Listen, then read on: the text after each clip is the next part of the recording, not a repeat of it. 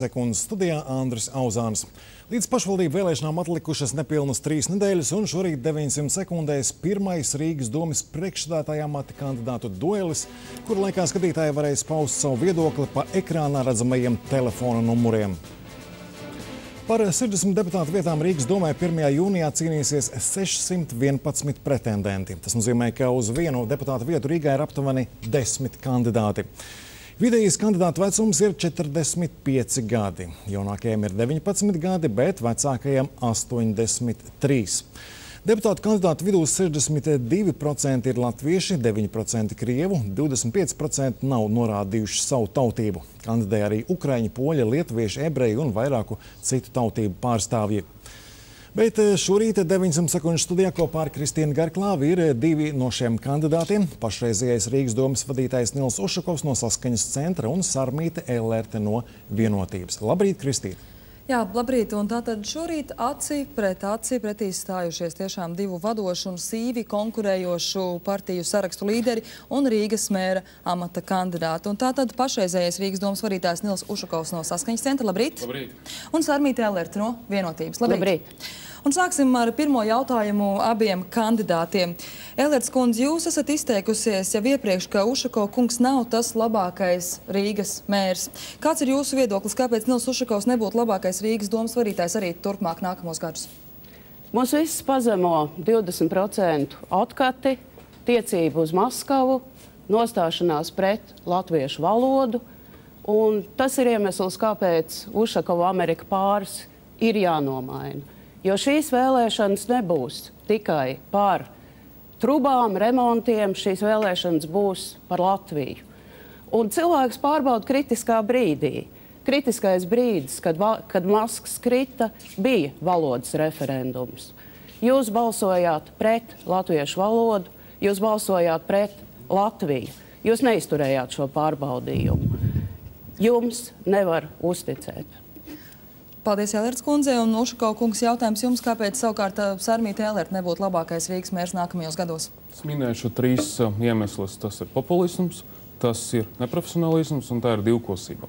Ja mēs runājam par populismu, tad es minēšu to, ja mēs paņemsim finanšu ministrijas prognozes par Rīgas pilsētas ieņemumiem, ja mēs paņemsim vienotības programmu, tad izpildot pat daļu no vienotības solījumiem rīdziniekiem, Rīgas pilsētas budžeta deficīts būs 30%. Ja mēs runājam par nepietiekošu profesionālismu, mēs atkal varam paņemt vienotības programmu un ieraudzīt tur lietas, ko viņi sola rīdziniekiem, kas jau ir izpildīts. Piemēram, vienotība sola izveidot promenādi gar Daugavu pie Centrāltirgus. Šī promenāde jau jūlijā tiks nodota eksploatācijai. Vienotība sola izveidot BMX trasi. Var aizbraukt uz Meža parku, kur tā BMX trasi jau strādā. Un, ja mēs runājam par divkosību, Ellertes kundze droši vien katru nakti sapņo par Ameriku 20%, bet ja mēs atcerēsimies, ka tikai nesen Ellertes kundze bija kā pirmais cilvēks, kas strādāja kā ārštāta padomniece, saņem tomēr atalgojumu kultūras ministrija. Tā ir tik liela divkosība, ka cilvēks, kas sevi pozicionē kā turīgs cilvēks, mēģina izkrapt no ministrijas atalgojumu. Tas nav smuki. Jums būs liels pārbaudījums šīs vēlēšanas. Ellertes kundze, Rīgas domes vienotības budžets būs sabalansēts. Tas balstīsies gan uz ekonomikas izaugsmi. Eiropas komisija prognozē ļoti piesardzīgi 27% nākamajos 4 gados. Otrakārt, mēs nesolām ietaupīt pat 20% no kapitāla izdevumiem, uzpūstām tāmēm, koruptiem darījumiem. Mēs ietaupīsim 10%, un tie būs 20 miljoni. Mēs būsim daudz lietpratīgāki, apsaimniekojot Rīgas domes parādus.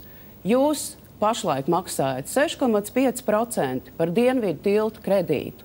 Tas nozīmē lieki 10 miljonu laikā, kad valsts aizņemās kredītu par 2,5%. Jums ir jāapsaimnieko Rīgas domes finanses atbildīgi. Par atbildību jums ir jāprasa akcionāram, kas ir jauna laika biedrs toreiz bija. Pagājušā gadā Rīgas domes budžeta deficīts bija 14 miljoni. Šobrīd melns uz balta jūs esat parakstījis Rīgas domes budžeta deficītu 54 miljonus. Bet tas vēl būtu nieks. tāpēc, ka Rīgas domes parādi ilgtermiņu ir 450 miljoni. Elers kundze, jums ieteiktu izlasīt vispapīrus par Rīgas domes budžetu. Mums pagājušajā gadā deficīts bija 2%, aizpagājušajā gadā bija 2%. 10. gada mums deficīts nebija, mums bija profecīts, un no šī gada beigām mums deficīts būs zem 3%. Mums visu laiku ir ļoti piesardzīga finanšu politika. Uzkaukums, kāpēc, piemēram, pilsēta neatgriežas pie uzkrājuma veidošanas? Vai tas nav? Mums vēl joprojām ir uzkrājums. Mums joprojām ir pozitīvs uzkrājums. Mums 9. gada uzkrājumi bija apmēram 89 miljoni lati, mums tagad uz 1. janvāra bija 69. Mums ir pozitīva bilance. Tas ir viens, un otrais, ja mēs runājam par godīgu, efektīvu un profesionālu pārvaldību. Es jums ieteiktu paskatīties uz to, kas notiek ar Kraibanku, kur cilvēki visi redz krapniecību, ko veids vienotībā. Es jums ieteiktu paskatīties uz Air Baltiku, uz to, kas notiek ar Liepājas metalurgu. Vienotība ir pēdējā partija šai valsti, kurai drīkstēt runāt par godīgumu. Elers kundze, ko konkrēti Vienotība piedāvā saistībā ar skaitļiem un pieļaujamo budžeta deficītu, jo jūs konkrētus skaitļus neminat programmā? Mūsu programmā pirmkārt ir ļoti daudz konkrēti skaitļi. Otrkārt, mūsu budžets būs sabalansēts. Uz budžeta deficītu kāds tas varētu būt? Tādā pašā veidā. Rīgas domē nedrīkst būt budžeta deficīts. Budžeta deficīts, zem kura ir jūsu paraksts, ir 54 miljoni. Jā, mēs jau, protams, varam stāstīt, ka līdz gada beigām to izdosies samazināt līdz 20 vai 15 miljoniem. Vienalga. Jums, ka opozīcijas pārstāvjiem būs parakstītajā budžetā ir 54 miljoni deficīts. Un šis rada pietiekam nopietnas bāžas. Elers kundze, ja mēs runājam atkal par budžetu un par deficītu, es jums atkārtošu vēlreiz. Paņemiet lūdzu statistiku par Rīgu, paskatieties lūdzu, cik liels bija valsts deficīts visus šos gadus procentuāli un cik liels bija Rīgas budžeta deficīts. Rīgai radītāji bija visu laiku labāk nekā Dombrovska valdībai, ja mēs runājam par budžeta deficītu. Līdz ar to nevajag melot. Ušako kungs, es nedrīkst ticēt jūsu parakstītajam budžeta deficītam 54 miljoni. Jūs, starp citu, minējāt Kraibanku. Kraibankā jūs ielikāt 10 miljonus. Vienā bankā, lai visus tos pazaudētu. 6% no visiem brīviem līdzekļiem. Tā ir pazaudēta rīdzinieku nauda. Tieši tā, Elers kundze, tā ir pazaudēta rīdzinieku nauda, kas ir pazaudēta pateicoties Vilka finanšu ministrē, pateicoties tam, ka jūsu valdība nevarēja normāli uzraudzīt šo banku. Mums šai banka bija ieguldīti 6% no visiem brīviem līdzekļiem. Mums līdzekļi bija ieguldīti 7 bankas un valsts kase. Tā saucas, tā ir tāds vārds diversifikācija. Jūsu valdība nevarēja pasargāt Kraibanku. Kad Lietuva jau bija problēmas, jūs gulēt, jūs atļavat izkrapt to banku, Kad Lietuvā bija problēmas, jūs atļavat izakt šo banku, jūs turpinātu izakt tagad, jūsu valdība līdz ar to par Kraibanku. Elerte, par Kraibanku jums gan nevajadzētu runāt. Vienu brīdi jūsu vienotības pārstāvjus iesinās cietumu par Kraibanku. Elers kundze, jums atbildīs arī saistībā ar Uškaukungu izteiktiem pārmetumiem. Kā es jau viņam atbildēju? Viena diena Kraibankas lieta beigsies ar cietumu vienotības pārstāvjiem. Naudu, Rīgas nodokļu maksātāju naudu Kraibankā. Arī jūs varējāt pacelt acis un paskatīties, kas notiek apkārt. Šī ir ļoti skaidra Rīgas domes bezatbildība. Turpināsim par vēl vienu aktuālu problēmu, kas ir Rīgā, un tie ir ceļi. Vienotība sola, ka Rīgas ceļa fondu veidos valsts un pašvaldības budžeta piešķīrumu, kā arī ieņēmumu par auto novietošanu pilsētas centrā. Kāpēc valsts finansējums būtībā šobrīd tiek solīts pašvaldību vēlēšanu laikā? Valsts finansējums pirmkārt Rīgas ceļiem ir jau šobrīd. Otrkārt, Rīgas ceļus ir jālabo ne tikai pirms vēlēšanām, bet visu laiku. Tas ir jādara ar pietiekami skaidru perspektīvu. Mēs redzam, kā šajā pavasarī Rīgas domes slikto saimniekošanu skaidri uzrādīja Rīgas ceļi.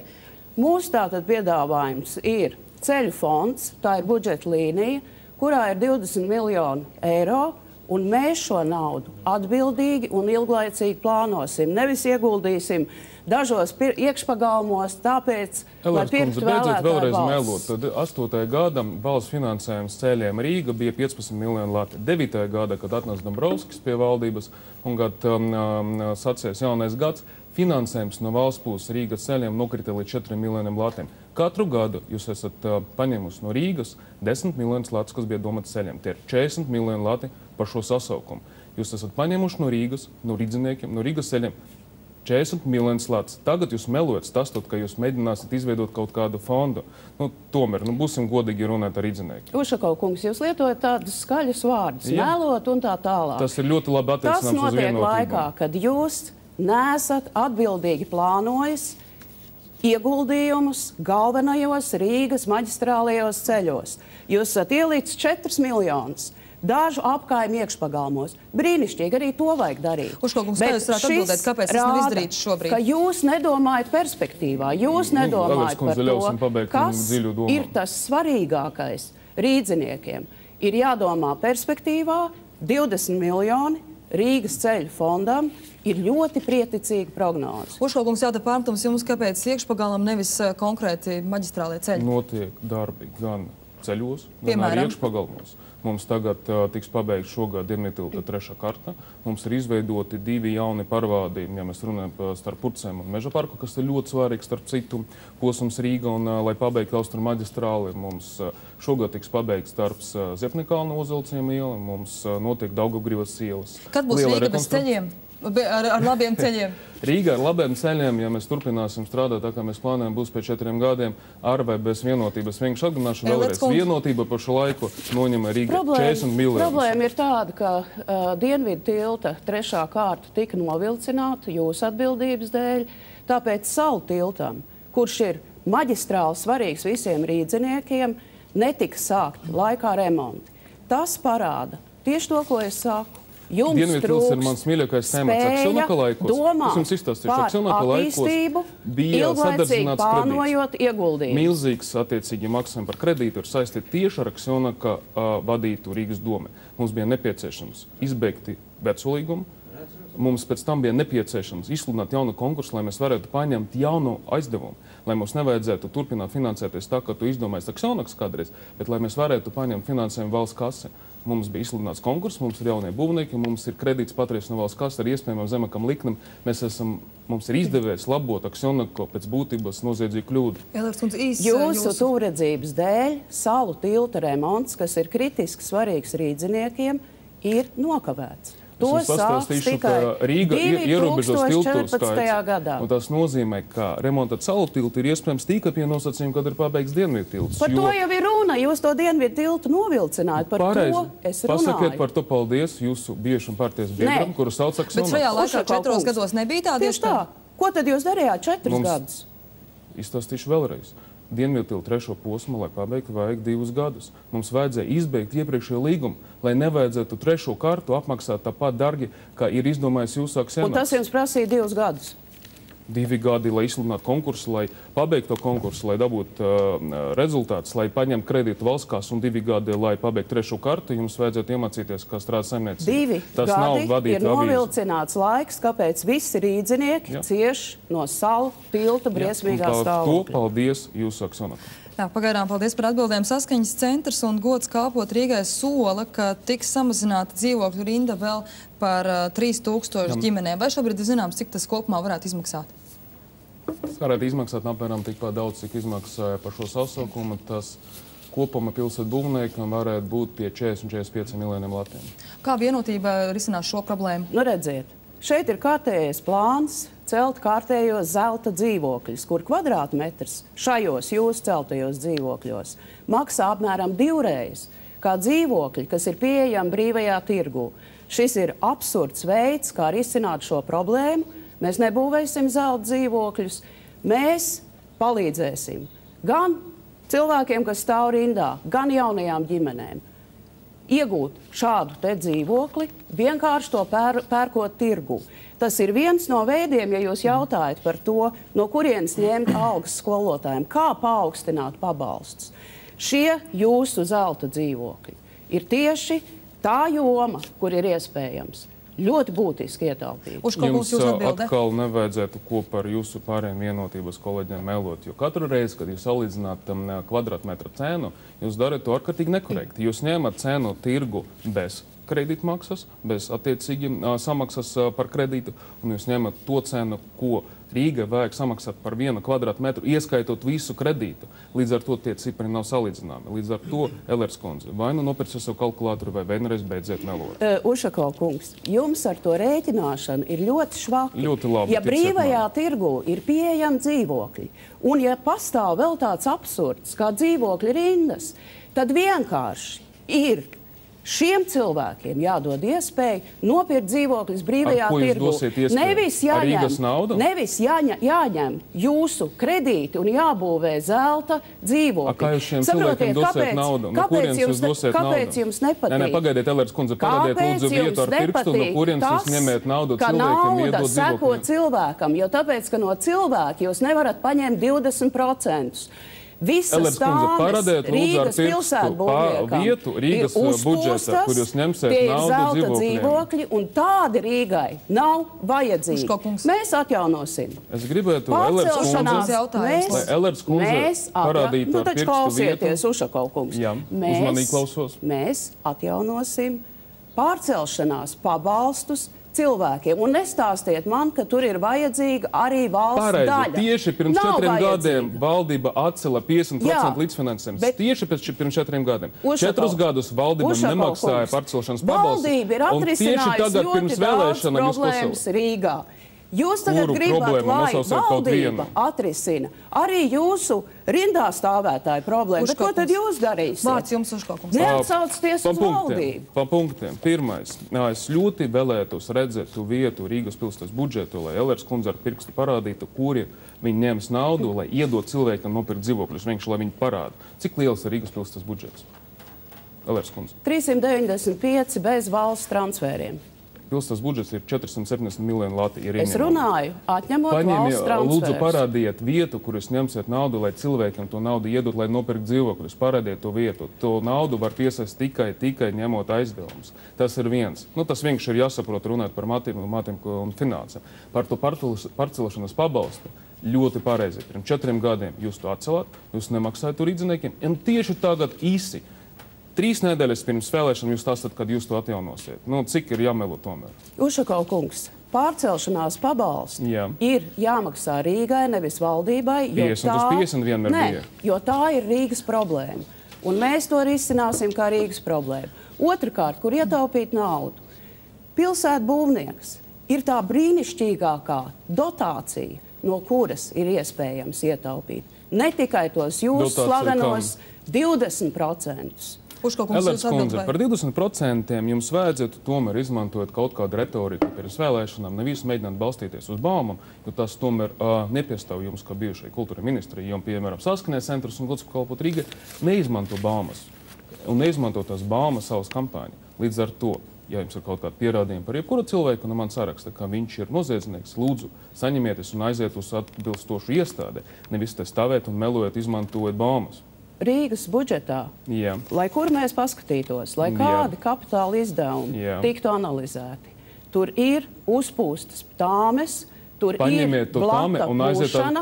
Ir konkrēti pierādījumi šīm uzpūstām tāmēm? Tad, kad tas nāk gaismā, jūs redzat vairāk nekā 20%. Pagaidiet, tikai esmu pateikusi, ka Rīgas nami, ko kontrolē Ušakov pārnieks Amerikas.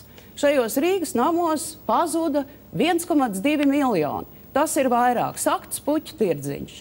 Jūs zināt, starp citu, ka Nacionālās bibliotēkas 1 kvadrātmetrs maksā mazāk nekā jūsu zelta saktu tirdziņš. Elers kundze, Nacionāla bibliotēka maksā 200 miljonu lati.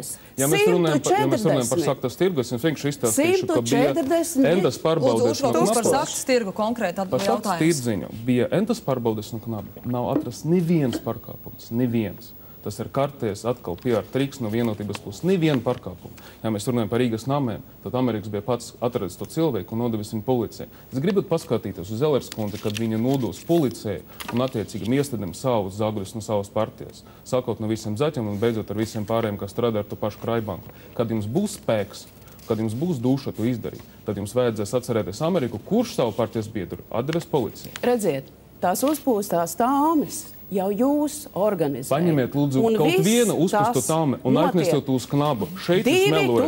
2980 lati par saktas puķu tirdziņu kvadrātmetru. Paņemiet to tāme un atnesiet uz knabu. Tas ir dārgāk kā biržā, tas ir dārgāk kā Nacionālās bibliotēkas kvadrātmetrs. Paldies par atbildēm.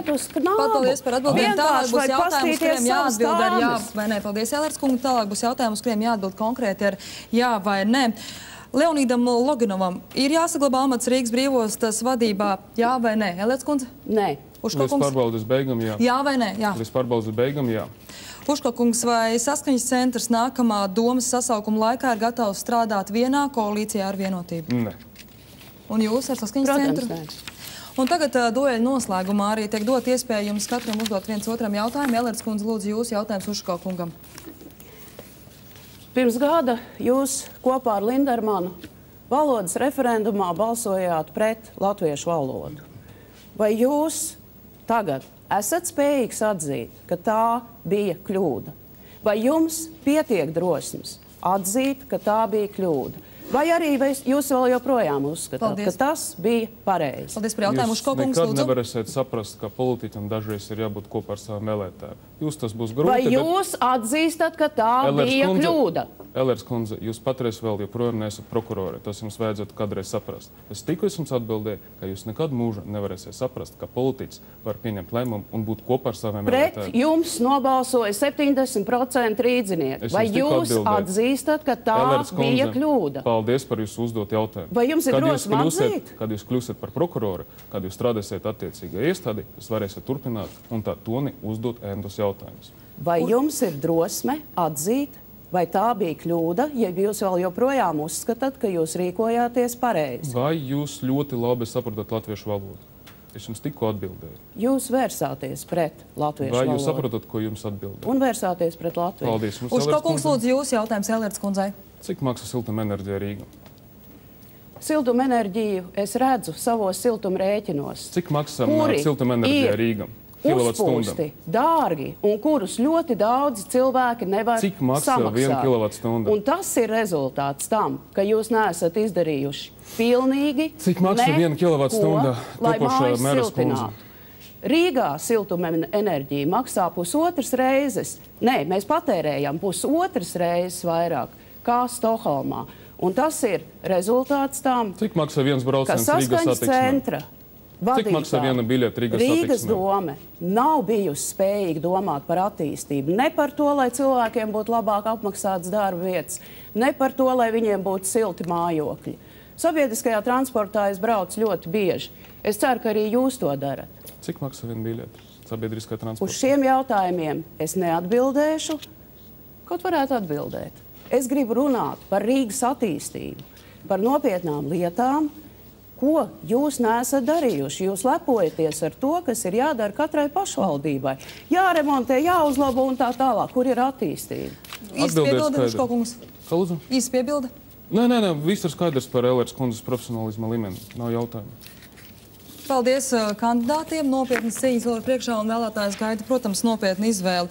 Šis bija pirmās 900 sekundžu Rīgas mēra amata kandidātu duēlis. Nākamais būs jau pēc nedēļas, un tad tiksies Inga Antāne no Reformu partijas un Armands Krauze no Latvijas Zemnieku savienības.